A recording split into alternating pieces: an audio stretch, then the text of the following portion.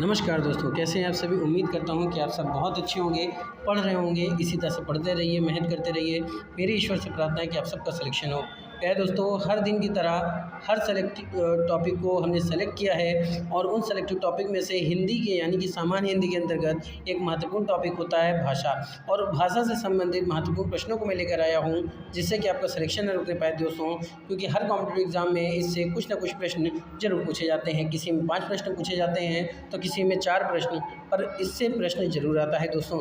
तो आपके प्रश्न गलत ना होने पाए, इसलिए मैं ऐसे टॉपिक को और ऐसे सेलेक्टिव सब्जेक्ट को लेकर आया हूं दोस्तों कि सामान्य हिंदी के अंतर्गत भाषा से कुछ महत्वपूर्ण प्रश्न आपके एग्ज़ाम में आते हैं, चाहे वो यूपीएससी हो, यूपीपीएससी हो या अदर कोई कॉम्पिटिटिव एग्ज़ाम हो।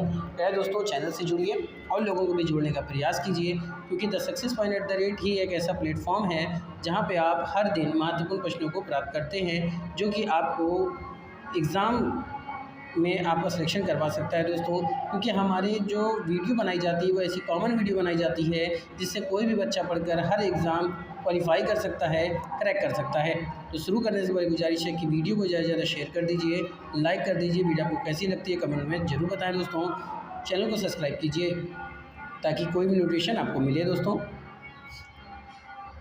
और अगर आप रोज़ाना प्रश्नों को देखना चाहते हैं या किसी सेलेक्टिव टॉपिक को देखना चाहते हैं, किसी सब्जेक्ट का अध्ययन करना चाहते हैं, उससे संबंधित महत्वपूर्ण प्रश्नों को देखना चाहते हैं, तो आप प्लेलिस्ट में जाके देख सकते हैं, क्योंकि प्लेलिस्ट में आपकी सुविधा के लिए हर सब्जेक्ट की अलग प्लेलिस्ट बनाई गई है। चलिए देखते हैं आज का जो महत्वपूर्ण टॉपिक है भाषा, उससे संबंधित कौन से महत्वपूर्ण प्रश्नों को रखा गया है, जो कि सिविल परीक्षाओं के लिए काफ़ी महत्वपूर्ण है दोस्तों। चलिए आइए देखते हैं। पहला प्रश्न है दोस्तों, किस वर्ष में हिंदी भाषा को कार्यान्वित करने यानी स्वीकृत करने का प्रस्ताव था। बस में दोस्तों प्रश्न बहुत ही अच्छा है। प्रश्न है, किस वर्ष में हिंदी भाषा को कार्यान्वित करने का प्रस्ताव था।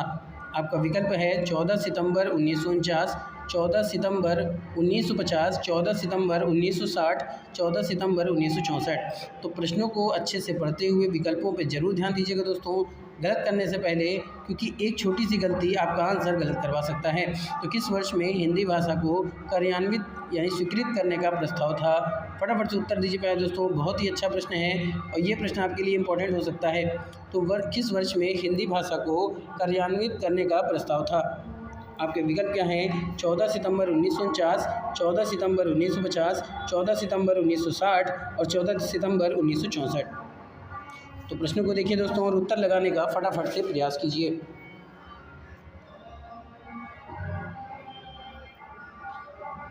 जी हाँ दोस्तों, जिस वर्ष में हिंदी भाषा को कार्यान्वित करने यानी कि स्वीकृत करने का प्रस्ताव था, वो कब था मेरे दोस्तों, किस तारीख को और किस वर्ष में किया गया था, वो बताना है आपको। तो इसका सही उत्तर है 14 सितंबर 1949 को किया गया था।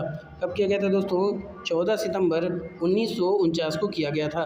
तो ए विकल्प सही है, तो A is the right answer for this question दोस्तों। अगला प्रश्न, 14 सितंबर 1949 को भारतीय संविधान सभा ने हिंदी को भारत संघ की कौन सी भाषा का दर्जा दिया था। बात समझ में आया दोस्तों, 14 सितंबर 1949 को भारतीय संविधान सभा ने हिंदी को भारत संघ की कौन सी भाषा का दर्जा दिया था। आपका विकल्प है लोक भाषा, संपर्क भाषा, राष्ट्रभाषा या फिर राजभाषा दोस्तों।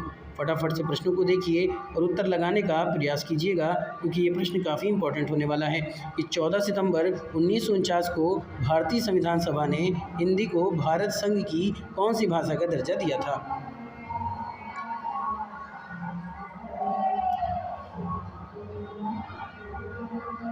बहुत ही इंपॉर्टेंट प्रश्नों की सीरीज चल रही है दोस्तों। लाभ उठाने का आपका बहुत सुनहरा मौका है, तो वीडियोस को शेयर कीजिए, चैनल से जुड़िए और लोगों को भी जोड़ने का प्रयास कीजिए, कि हो सकता हो आपके शेयर करने से, उनको जोड़ने से उनका भी भला हो जाए और आपका भी भला हो जाए दोस्तों। क्योंकि द सक्सेस पॉइंट @ ही एक सामंच है जो महत्वपूर्ण प्रश्नों को आपके बीच में लाकर हल करने का प्रयास करता है।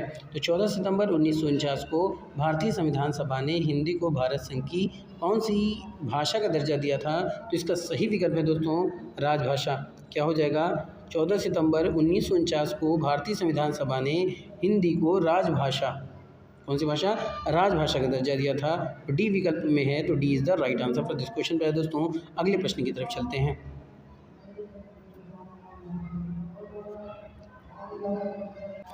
अगला प्रश्न है दोस्तों, हिंदी दिवस किस तिथि को मनाया जाता है? ये प्रश्न परिचालक परीक्षा सन 2015 में, वर्ष 2015 में यूपीएसआई परीक्षा 2019 और वीडियो परीक्षा 2015 में पूछा गया था। बस में पे दोस्तों प्रश्न को ध्यान से एक बार फिर से पढ़ लीजिए। क्या लिखा है कि हिंदी दिवस किस तिथि को मनाया जाता है? उसमें दोस्तों प्रश्न क्या है, हिंदी दिवस किस वर्ष मतलब किस तिथि को मनाया जाता है, किस तारीख को मनाया जाता है? ये प्रश्न पूछा गया था परिचालक परीक्षा 2015 में, यूपीएसआई परीक्षा 2019 में और वीडियो परीक्षा 2015 में पूछा गया था। तो इस लिहाज से प्यारे दोस्तों ये प्रश्न आपके लिए काफ़ी इंपॉर्टेंट हो जाएगा। फटाफट से उत्तर दीजिए कि हिंदी दिवस किस तिथि को मनाया जाता है। आपके विकल्प हैं 14 अक्टूबर, 27 फरवरी, 29 दिसंबर और 14 सितंबर। बहुत ही आसान, बहुत ही अच्छा प्रश्न है प्यारे दोस्तों, फटाफट से उत्तर दीजिए। आपको ये प्रश्न पता होगा क्योंकि इससे पहले भी हमने ये प्रश्न अभी डिस्कशन कर रखा है कि हिंदी दिवस किस तिथि को मनाया जाता है। आपके विकल्प क्या हैं? 14 अक्टूबर, 27 फरवरी, 29 दिसंबर और 14 सितंबर। तो प्यारे दोस्तों उत्तर देने का प्रयास कीजिएगा। तो हिंदी दिवस जिस तिथि को मनाया जाता है प्यारे दोस्तों वो है 14 सितंबर को मनाया जाता है, 14 सितंबर। तो डी विकल्प हो जाएगा, D is the right answer for this question. प्यारे दोस्तों ये 14 सितंबर यानी कि हिंदी दिवस मनाया जाता है 14 सितंबर को, लेकिन किस वर्ष में इसको राजभाषा का दर्जा दिया गया था हिंदी को? तो वो है प्यारे दोस्तों 1949। याद रखिएगा कब था? 1949। आगे देखते हैं, अगला प्रश्न है हिंदी भाषा किस लिपि में लिखी जाती है? प्रश्न क्या है? हिंदी भाषा को किस लिपि में लिखा जाता है? इस तरह से भी प्रश्न पूछा जा सकता है। ये प्रश्न देखिए कहाँ कहाँ पूछा गया है। परिचालक परीक्षा 2015 में, व्यायाम परीक्षक 2018 में, यूपीएसआई परीक्षा 2001 में, वन रक्षक परीक्षा 2015 में और एमपी असिस्टेंट प्रोफेसर परीक्षा 2017 में पूछा गया था। प्रश्न बहुत ही अच्छा है। हिंदी भाषा किस लिपि में लिखी जाती है? आपके विकल्प क्या हैं? देवनागरी, बी विकल्प है ब्रह्मी, सी विकल्प है गुरुमुखी और डी विकल्प है सौराष्ट्री। बस में प्यारे दोस्तों हिंदी भाषा को किस लिपि में लिखा जाता है? इस तरह से भी प्रश्न पूछा जा सकता है। उत्तर देने का प्रयास कीजिएगा। देवनागरी लिपि में, ब्रह्मी लिपि में, गुरुमुखी लिपि में और सौराष्ट्रीय लिपि में हिंदी भाषा को किस लिपि में लिखा जाता है?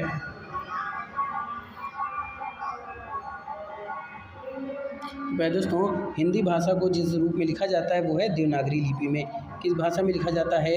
देवनागरी लिपि में लिखा जाता है।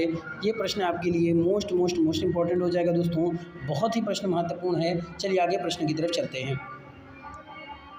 प्यारे दोस्तों अगला प्रश्न आपके सामने है कि संविधान के किस अनुच्छेद में हिंदी को राजभाषा तथा इसकी लिपि देवनागरी को स्वीकार किया गया? बस में दोस्तों संविधान के किस अनुच्छेद में हिंदी को राजभाषा तथा इसकी लिपि देवनागरी को स्वीकार किया गया है? ये पूछा गया था, ये प्रश्न पूछा गया था वीडियो परीक्षा 2018 में और यूपी बीएड 2010 में। इसलिए ये प्रश्न काफ़ी इंपॉर्टेंट हो जाता है प्यारे दोस्तों, क्योंकि ये जो वीडियो आपके बीच में डिस्कशन किया जा रहा है ये हर एग्ज़ाम के लिए इम्पॉर्टेंट है, चाहे वो बीएड परीक्षा हो, चाहे वो वीडियो परीक्षा हो, चाहे वो किसी भी डिपार्टमेंट की परीक्षा हो, चाहे वो एसएससी की परीक्षा हो, चाहे वो संयुक्त सेवा आयोग की परीक्षा हो, चाहे वो यूपीपीएससी की परीक्षा हो, चाहे वो यूपीएसआई की परीक्षा हो। दोस्तों एटलीस्ट किसी भी एग्ज़ाम की, एटमोस्ट किसी भी एग्ज़ाम की अगर आप तैयारी करते हैं तो उन सभी के लिए इम्पोर्टेंट होगा। तो संविधान के किस अनुच्छेद में हिंदी को राजभाषा तथा इसकी लिपि देवनागरी को स्वीकार किया गया है? आपके विकल्प क्या हैं? अनुच्छेद 351, अनुच्छेद 344, अनुच्छेद 343, अनुच्छेद 353। फटाफट से उत्तर दीजिए दोस्तों, काफ़ी महत्वपूर्ण प्रश्न है ये, आपके एग्ज़ाम में पूछा गया है और पूछा जा सकता है। तो संविधान के किस अनुच्छेद में हिंदी को राजभाषा और उसकी लिपि देवनागरी को स्वीकार किया गया है? विकल्प है 351, 344, 343 और 353। तो प्यारे दोस्तों संविधान के जिस अनुच्छेद में हिंदी को राजभाषा घोषित किया गया है वो विकल्प क्या हो जाएगा आपका? वो हो जाएगा 343। क्या हो जाएगा दोस्तों?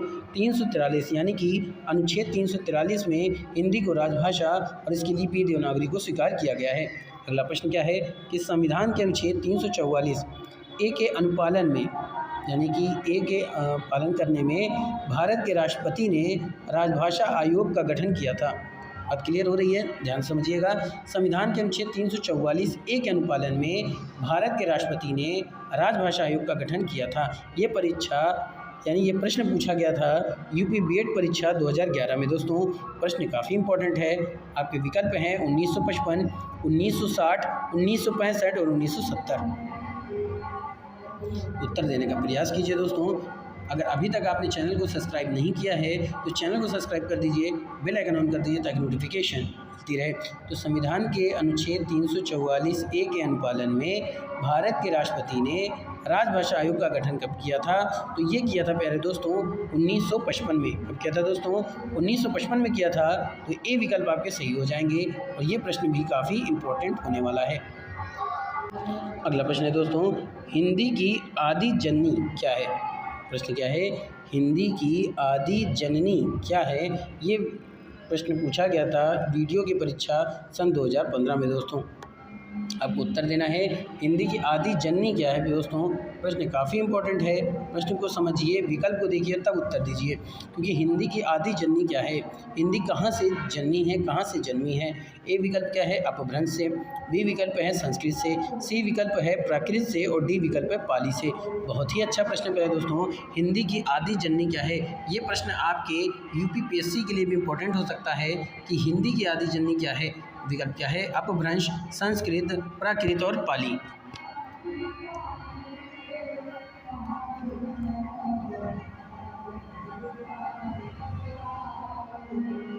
तो दोस्तों हिंदी की आदि जननी क्या है? तो हिंदी की आदि जननी है संस्कृत दोस्तों। क्या है?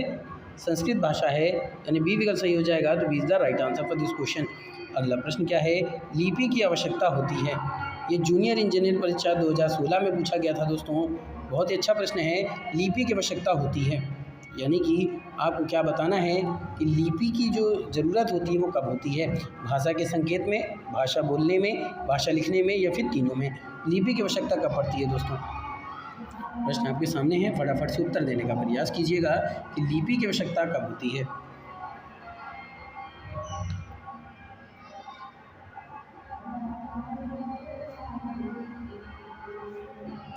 या दोस्तों आपको बता दूं लिपि की आवश्यकता कब पड़ती है। तो लिपि की आवश्यकता जब भी भाषा को लिखना होता है तो हमें लिपि की आवश्यकता होती है। कब होती है? लिखने में। तो भाषा को लिखने में हमें लिपि की आवश्यकता होती है। तो सी विकल्प सही हो जाएगा। तो C is the right answer for this question दोस्तों। तो मेरे प्यारे दोस्तों आपने क्या देखा? लिपि की आवश्यकता होती है भाषा को लिखने में। सी विकल्प सही हो जाएगा। तो C is the right answer for this question और ये प्रश्न आपके लिए काफ़ी इंपॉर्टेंट है। अगला प्रश्न है, देवनागरी लिपि का सर्वप्रथम प्रयोग कहाँ हुआ था? ये प्रश्न पूछा गया था वन रक्षक परीक्षा 2018 में दोस्तों। देवनागरी लिपि का सर्वप्रथम प्रयोग कहाँ हुआ था? विकल्प है अपभ्रंश साहित्य में, जय भट्ट के शिलालेख में, पंडितकृत अष्टाध्यायी में, अमीर खुसरो की पुस्तक में। ये प्रश्न भी इंपॉर्टेंट है प्यारे दोस्तों, पूछा जा सकता है। देवनागरी लिपि का सर्वप्रथम प्रयोग कहाँ हुआ था? अपभ्रंश साहित्य में, जय भट्ट के शिलालेख में, पंडितकृत अष्टाध्यायी में और अमीर खुसरो की पुस्तक में।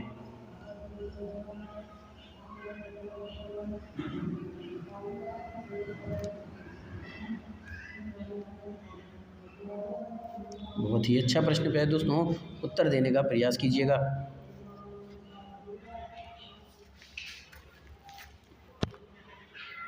तो प्यारे दोस्तों देवनागरी लिपि का सर्वप्रथम प्रयोग कहाँ हुआ था? अपभ्रंश साहित्य में, जय भट्ट के शिलालेख में, पंडितकृत अष्टाध्यायी में या अमीर खुसरो की पुस्तक में। तो प्यारे दोस्तों आपको पता होगा कि सही उत्तर क्या है। तो देवनागरी लिपि का सर्वप्रथम प्रयोग किया गया था आपके, कब किया गया था दोस्तों? जय भट्ट के शिलालेख में किया गया था। कब किया गया था? जय भट्ट के शिलालेख में किया गया था। तो बी विकल्प सही हो जाएगा। तो B is the right answer for this question. अगला प्रश्न है दोस्तों, वर्तमान हिंदी किस लिपि में लिखी जाती है? बस समझ में आ रही है? प्रश्न क्या है कि वर्तमान हिंदी किस रूप में लिखी जाती है, किस लिपि में लिखी जाती है?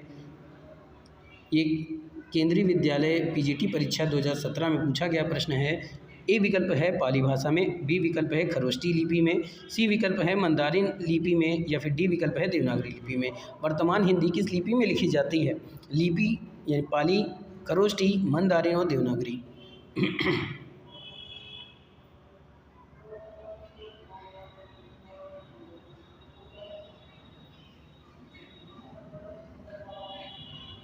जी हाँ दोस्तों, वर्तमान हिंदी किस लिपि में लिखी जाती है? तो वर्तमान लिपि लिखी जाती है देवनागरी लिपि में। तो डी विकल्प सही हो जाएगा। तो D is the right answer for this question. अगला महत्वपूर्ण प्रश्न क्या है कि भारत के संविधान के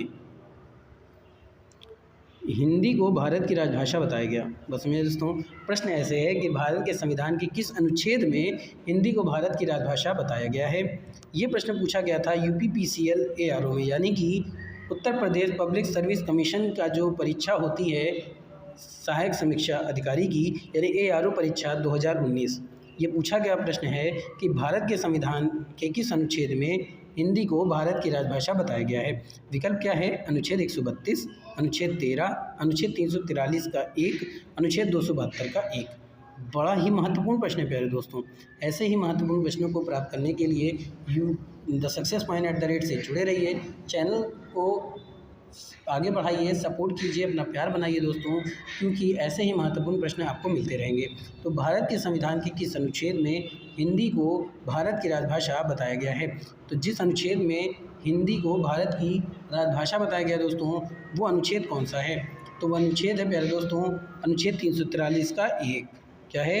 अनुच्छेद 343 का 1, तो यानी सी विकल्प सही हो जाएगा। C is the right answer for this question. अगला प्रश्न,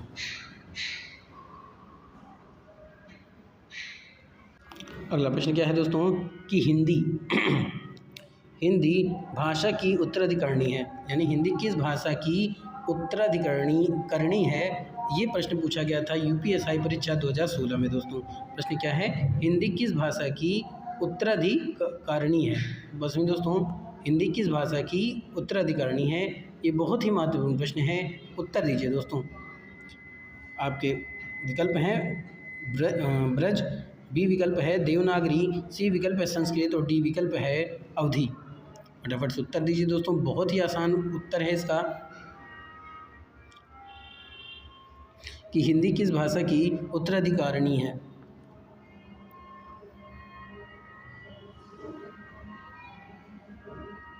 जी हाँ दोस्तों, हिंदी जिस भाषा की उत्तराधिकारणी है वो भाषा कौन सी है? तो वो भाषा है दोस्तों संस्कृत भाषा। क्या हो जाएगी? संस्कृत भाषा। तो सी विकल्प सही हो जाएगा। C is the right answer for this question. अगला महत्वपूर्ण प्रश्न क्या है कि संसार की प्रमुख भाषाओं में हिंदी का कौन सा स्थान है। ये पूछा गया था UPSI परीक्षा 2016 में दोस्तों। संसार की प्रमुख भाषाओं में हिंदी का स्थान कौन सा है? बड़ा ही महत्वपूर्ण प्रश्न पे है दोस्तों। संसार की प्रमुख भाषाओं में हिंदी का स्थान है, ये UPSI परीक्षा 2016 में पूछा गया प्रश्न है। ए विकल्प है पहला, बी विकल्प है दूसरा, सी विकल्प है तीसरा और डी विकल्प है चौथा। प्यारे दोस्तों, संसार की प्रमुख भाषाओं में हिंदी का कौन सा स्थान है? हिंदी का कौन सा स्थान है? प्यारे दोस्तों, संसार की प्रमुख भाषाओं में, संसार की बहुत सारी भाषाएं हैं संसार में, उन सभी भाषाओं में हिंदी भाषा का जो स्थान है वो है तीसरा स्थान दोस्तों। कौन सा स्थान है? तीसरा स्थान है। तो C is the right answer for this question. अगले प्रश्न की तरफ चलते हैं। तो दोस्तों, आपने क्या देखा? संसार की प्रमुख भाषाओं में हिंदी का स्थान है तीसरा, यानी सी विकल्प सही हो जाएगा। C is the right answer for this question, और ये इंपॉर्टेंट है। अगला प्रश्न क्या है? भाषा लिखने के लिए प्रयुक्त चिन्हों के व्यवस्थित रूप को क्या कहते हैं। ये किस परीक्षा में पूछा गया था? तो UPSI परीक्षा 2017 में पूछा गया प्रश्न है। भाषा लिखने के लिए प्रयुक्त चिन्हों के व्यवस्थित रूप को क्या कहते हैं। ए विकल्प है भाषा, बी विकल्प है बोली, सी विकल्प है व्याकरण और डी विकल्प है लिपि। फटाफट से उत्तर दीजिए दोस्तों। भाषा लिखने के लिए चिन्हों के व्यवस्थित रूप को क्या कहा जाता है? समझ में आ रही है? भाषा लिखने के लिए प्रयुक्त चिन्हों के व्यवस्थित रूप को क्या कहा जाता है? आपके प्रश्न हैं, आपके विकल्प हैं भाषा, बोली, व्याकरण, लिपि। तो इसका सही उत्तर होगा दोस्तों लिपि में। क्या होगा? लिपि, यानी डी विकल्प सही हो जाएगा। D is the right answer question दोस्तों। डी विकल्प आपका सही है। अगला प्रश्न है, ब्रह्मी से किस लिपि की उत्पत्ति हुई है। यह प्रश्न भी UPSI परीक्षा 2017 में पूछा गया प्रश्न है। तो ब्रह्मी से किस लिपि की उत्पत्ति हुई है दोस्तों, ये प्रश्न भी इंपॉर्टेंट है। आपके विकल्प हैं कैथी, बी विकल्प है खरोष्टी, सी विकल्प है देवनागरी और डी विकल्प है गुरुमुखी। तो ब्रह्मी से किस लिपि की उत्पत्ति हुई है दोस्तों?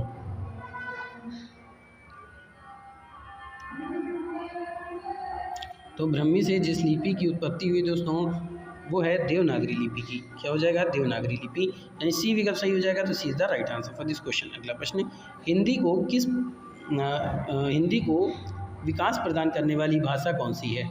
ये प्रश्न भी पूछा गया था UPSI परीक्षा 2017 में दोस्तों। बहुत ही अच्छा प्रश्न है, एक बार फिर से पढ़ लेते हैं प्रश्न को। हिंदी को विकास प्रदान करने वाली भाषा कौन सी है? ए विकल्प है पाली भाषा, बी विकल्प है अपभ्रंश भाषा, सी विकल्प है प्राकृत भाषा और डी विकल्प है संस्कृत भाषा। तो हिंदी को विकास प्रदान करने वाली भाषा कौन सी है? तो प्यारे दोस्तों, हिंदी को विकास प्रदान करने वाली भाषा कौन सी है? तो हिंदी को विकास प्रदान करने वाली भाषा का नाम है अपभ्रंश भाषा। कौन सी भाषा? अपभ्रंश भाषा। तो बी विकल्प सही हो जाएगा। तो B is the right answer for this question. अगला प्रश्न है दोस्तों, अवधि बोली किस अपभ्रंश से विकसित हुई है? ये लोअर परीक्षा 2019 में पूछा गया प्रश्न है दोस्तों। अवधि बोली किस अपभ्रंश से विकसित हुई है? ये प्रश्न बहुत ही इंपॉर्टेंट है, पूछा जा सकता है। ए विकल्प है मागधी भाषा, बी विकल्प है अर्ध मागधी भाषा, सी विकल्प है सौरसेनी और डी विकल्प है ब्राचड़। तो अवधि बोली किस अपभ्रंश से विकसित की गई है या किस अपभ्रंश से विकसित हुई है दोस्तों? लाजवाब प्रश्न है, उत्तर देने का प्रयास कीजिए।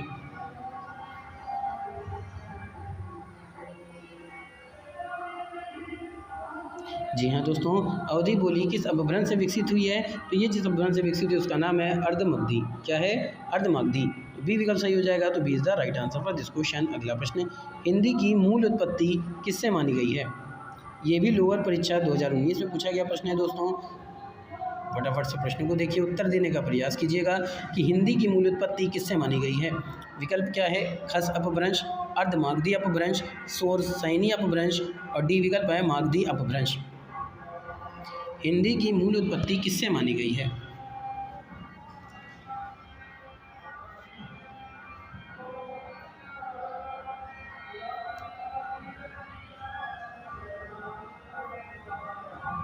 दोस्तों, हिंदी की मूल उत्पत्ति किससे मानी गई है, किस अपभ्रंश से मानी गई है? तो उसका सही उत्तर है सौरसेनी अपभ्रंश से मानी गई है। किससे मानी गई है? सौरसेनी अपभ्रंश से मानी गई है। तो सी विकल्प सही हो जाएगा। C is the right answer for this question. पहले दोस्तों, आपने यहाँ से क्या देखा? हिंदी की मूल उत्पत्ति किससे मानी गई है? लोअर परीक्षा 2019 में पूछा गया प्रश्न है, किससे मानी गई है? तो सौरसेनी अपभ्रंश से मानी गई है। तो सी विकल्प सही हो जाएगा। तो C is the right answer for this question. और ये प्रश्न आपके लिए इंपॉर्टेंट है। अगला प्रश्न क्या है? वाराणसी, गोरखपुर, आरा के बीच कौन सी भाषा बोली जाती है? मोस्ट इंपॉर्टेंट प्रश्न है दोस्तों, क्योंकि लोअर यानी कि मेंस परीक्षा में पूछा गया था। लोअर द्वितीय परीक्षा ये प्रश्न पूछा गया था सन 2020 में। प्यारे दोस्तों, प्रश्न है वाराणसी, गोरखपुर, आरा के बीच कौन सी भाषा बोली जाती है? दोस्तों, ये इंपॉर्टेंट प्रश्न है। विकल्प है भोजपुरी, बी विकल्प है कोरवी, सी विकल्प है मैथिली और डी विकल्प है अवधी।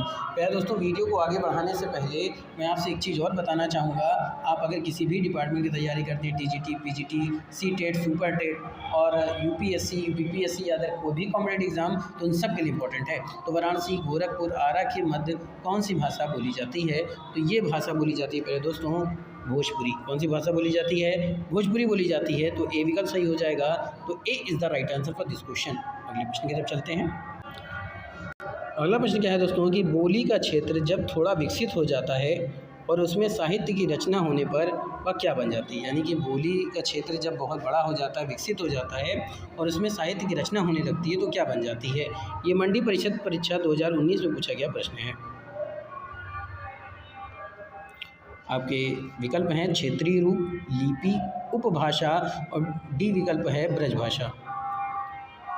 दोस्तों, बोली का क्षेत्र जब थोड़ा विकसित हो जाता है तो उसमें साहित्य की रचना होने पर वह क्या बन जाती है? विकल्प है क्षेत्रीय रूप, लिपि, उपभाषा और ब्रजभाषा।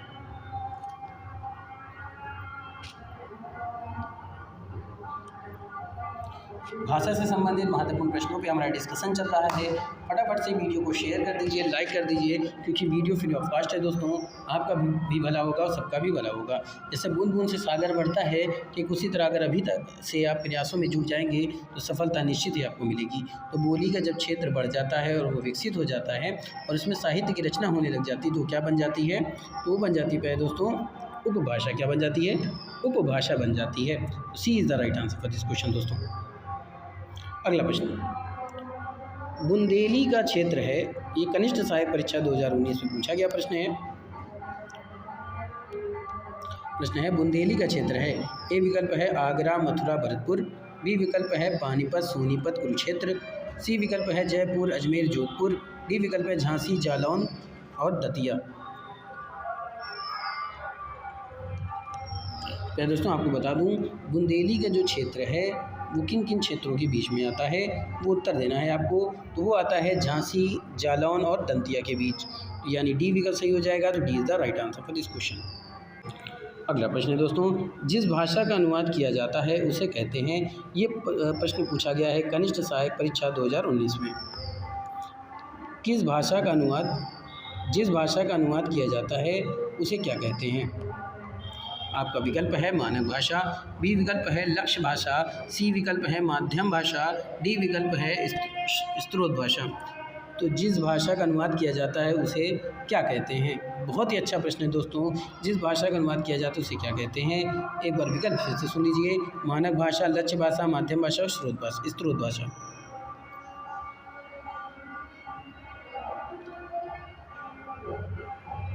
तो दोस्तों जिस भाषा का अनुवाद किया जाता है उसे क्या कहते हैं? तो उसे क्या कहते हैं? जिस भाषा का अनुवाद किया जाता है उसे स्रोत भाषा या स्रोत भाषा के नाम से जाना जाता है। तो इस डी विकल्प दे रहा है, तो D is the right answer for this question. अगला प्रश्न क्या है? ब्रज हिंदी की किस उपभाषा के अंतर्गत है? ये वीडियो परीक्षा 2018 में पूछा गया प्रश्न है, इसलिए ये भी इम्पोर्टेंट हो सकता है। ब्रज हिंदी की किस उपभाषा के अंतर्गत आता है? विकल्प है राजधानी हिंदी, बी विकल्प है पूर्वी हिंदी, सी विकल्प है पश्चिमी हिंदी और डी विकल्प है पहाड़ी हिंदी। दोस्तों ब्रज हिंदी की किस उपभाषा के अंतर्गत आता है?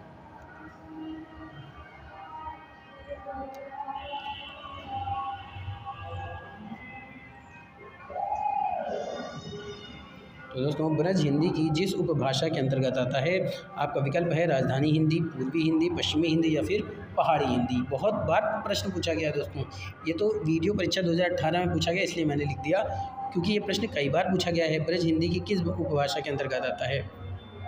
तो ये आता है दोस्तों पूर्वी हिंदी के अंतर्गत आता है, यानी कि बी विकल्प सही हो जाएगा। तो B is the right answer for this question. अगला प्रश्न है दोस्तों, पूर्वी हिंदी क्षेत्र में कौन सी बोली नहीं बोली जाती है?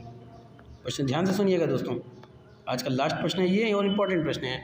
पूर्वी हिंदी क्षेत्र में कौन सी बोली नहीं बोली जाती है?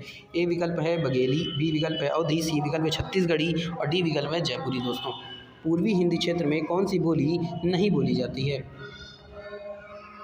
तो दोस्तों पूर्वी क्षेत्र की बात करें तो ये जयपुरी भाषा है जो नहीं बोली जाती है, बाकी बघेली बोली जाती है, अवधी बोली जाती है और छत्तीसगढ़ी बोली जाती है, पर जयपुरी नहीं बोली जाती है। तो डी विकल्प सही हो जाएगा। तो D is the right answer for this question. आज का सेशन यहीं पे समाप्त करता हूं दोस्तों। उम्मीद करता हूं कि आज का सेशन आप लोगों को पसंद आया होगा। इसी तरह से मेहनत करते रहिए, एक दिन सफलता आपको ज़रूर मिलेगी। तो मंजिलों से चलकर बेहतर मंजिलें तलाश कर, मिल जाए दरिया तो समंदर तलाश कर, यूँ तो टूट जाते हैं पत्थर की चोट से शीशे, पत्थर ही टूट जाए से शीशा तलाश कर। ऐसे ही आपको मेहनत करना है और मेहनत में रंग लाना है। फिर मिलेंगे, हमारी और आपकी मुलाकात होगी महत्वपूर्ण प्रश्नों में एक बार फिर से। तब तक के लिए thank you, wish you all the best.